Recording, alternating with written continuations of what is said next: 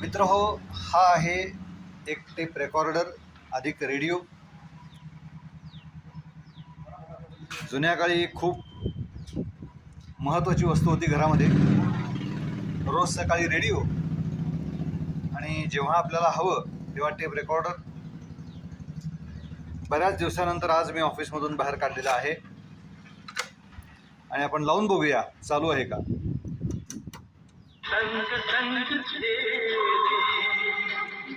वही चुनकर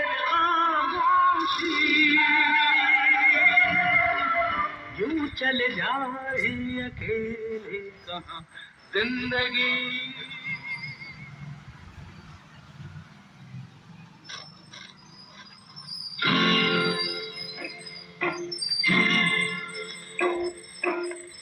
कसमें वादे प्यार वफा सब बातें हैं बातों का क्या.